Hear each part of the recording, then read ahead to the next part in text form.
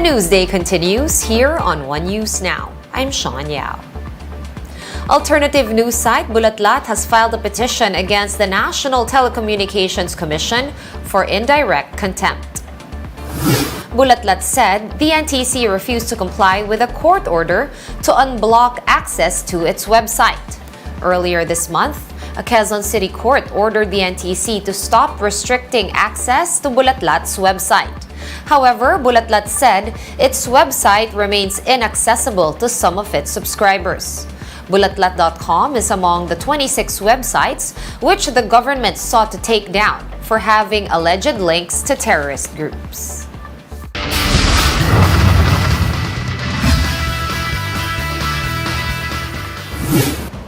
The 12-man lineup for Gilas Pilipinas is all set ahead of their World Cup qualifiers game against Lebanon on Friday. The team will be spearheaded by Utah Jazz guard Jordan Clarkson and big man Kai Soto. PBA players Scotty Thompson, Japet Aguilar, Jamie Malonzo, Calvin Oftana, and Chris Newsome will also be part of the team. Completing the lineup are Japan B-League players Bobby Ray Parks, Dwight Ramos, and brothers 30 and Kiefer Ravenna. UP standout Carl Tamayo also made the team. Roosevelt Adams, who was part of the initial 13-man roster, was cut from the list. We will be back with more stories after this quick break. Keep it here on One News.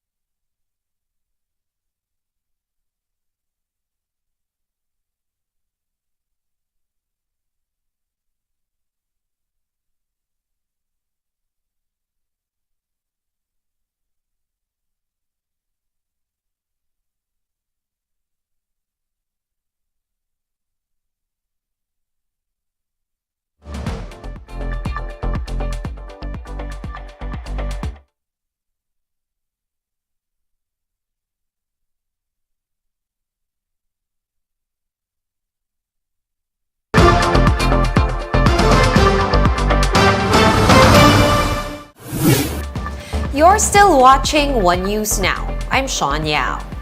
It has been 1 year since a C-130 plane crashed in Sulu, killing 50 people. One News, together with the Philippine Air Force and the MVP Group Foundation, visited the site to check up on the residents. More details in this report by Gretchen Ho. It's back to school for 14-year-old and now grade 8 student Kandawi Ahadi, yet he's nervous about going back to face-to-face classes. Kandawi and his mother still remember the sound of the C-130 plane crashing in their copra field in Patikul, Sulu. Bali yung hangin, may kasama ng apoy. Kaya nasunog na yung buong mukha niya, dalawang braso, das saka dalawang binti. Oo, yung dalaw. Yung buong mukha niya talaga yan, ma'am, na nasunog. Pati mga buhok niya, nasunog lahat. Together with the Philippine Air Force and the MVP Group Foundation heads, Ed Lingao and I hopped on a C-295 plane to Jolo, Sulu to check in on the families affected by the C-130 crash. 9 families, including Kandawi's, received financial assistance from the PLDT Smart, One Meralco, and Metro Pacific Investment Foundations. Kandawi's mom says the donation will be used for his education since he dreams of becoming part of the Air Force one day. Getting in uniform is also the dream of some of these tausogs. Known to be heroes during the C-130 crash, they entered dangerous ground to be able to save soldiers and civilians from the crash site. 52 survived the incident. With the help of the Makati Medical Center Foundation, 12 Tausog heroes, some soldiers, as well as members of the Disaster Risk Reduction and Management Office of Sulu, received a search and rescue auxiliary training refresher course. Nakamahalaga sa akin sa buong buhay ko na binigyan kami ng opportunity na mag-training. Kasi ng C-130 crash, yung ginawa lang namin kung paano sila ialis doon sa delikadong lugar. And after 2 days, they're not only going home as certified first responders, 30 of them also received their new hospital in a bikes from PLDT, Women in Action, and the Israel Embassy. With classes starting, we also dropped by some schools in Jolo. Data from the UNICEF says education in the Barm region has been left behind even before the pandemic. In 2019, over 45,000 children had no access to a school. The Sulu provincial government says a majority of the public elementary schools in Jolo have computer labs but lack internet connection. To aid the teachers amidst the educational crisis that the region is facing, Ed Lingao came with laptops and projectors to give to some madrasa and public schools. Ngayon po, ito kasing project na ito, pag-distribute ng laptop, parang in honor of yung anak naming Yumao. Ito yung aming pagpapaalala sa kanyang alala. Siguro gusto ko lang sabihin, ang laptop po ay isa lamang kasangkapan. Hindi yan magbibigay ng talino sa kahit sino. Sana gamitin niyo sa tamang paraan para hindi sayang potensyal. At the end of our trip, we were pleasantly surprised to receive a gift, the warm embrace of thanks from teacher. For News 5, Gretchen Ho, we are One News.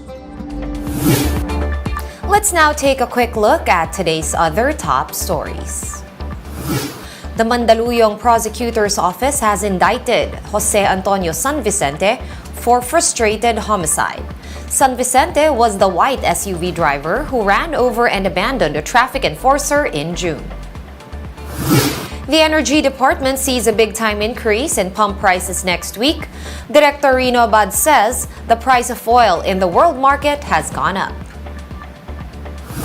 The Philippine Hospital Association says that the spike in COVID-19 admissions remain manageable. However, the group is still reminding the public to keep their guards up against the coronavirus. For more updates, visit News 5, the Philippine Star, and Business World online. Visit our website, onenews.ph, for more in-depth analysis. You can also catch One News on Signal Play. Register for a free account at www.signalplay.com and stream One News Live anytime, anywhere.